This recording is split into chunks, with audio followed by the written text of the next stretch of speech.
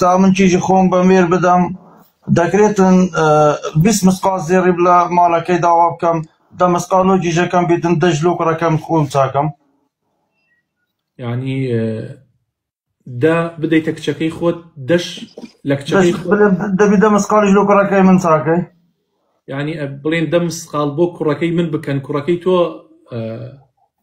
یعنی چ پەیوەندی ڕەبتی بە کچەکەتەوەیە وایانە ینی دەکرێتنەوە ینی خۆ من کوڕەکەی خۆم بە مێر نادەم کیژەکەم بە مێردا نا قوربانگیان ئەوە بازرگانیە بەو کچەوە ئاکرێ بە قوربان ئەوە فرۆشتنی ئەو کچەیە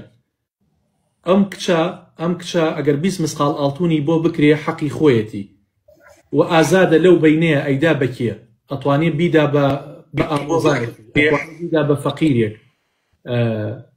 ئەتوانی بیدا بە براکەی و بە زۆر ئەم پارەی لێ ناسەندرێت ئەم ئاڵتوونەی لێ ناسەندرێت بە هیچ شێوازێک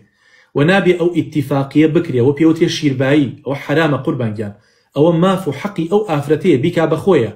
ئەنجا ئەم ئافرەتەش ئازادە چی لەم ئاڵتوونە ئەکات بەڵێ بەڵێ قوربان وڵاتەنە سەڵام هەیە دەیناسم ینی بسێکیشی بە مێردا زێڕەکە 20 مسقالی چاکرێت 10 لۆ کوڕەکەی 10 ژلۆ کیژەکەی ئەوە کچەکەی فرۆشتووە قوربانگیان بازرگانی بە کچەکانیەوە کردو بەداخەوە بەڵێ پرسیاری دووەمیشەوەیە دەکرێتن کابرایانێ نەختی بخۆتن و پێ بشتە ماڵی خوای ئەویش نابێ قوربانگیان هەموو ئەو ئاڵتوونەی کەوا لە عەقدی زەواجا بۆ ئەو کچە ئەنووسرێ مافی ئەو کچەیە حرامە بۆ هەر کەسێک دەست بەرێ بۆ ئەو حەقە باوک بۆی نییە دایک بۆی نییە برا بۆی نییە هیچ کەسێک بۆی نییە دەست بەرێ بۆ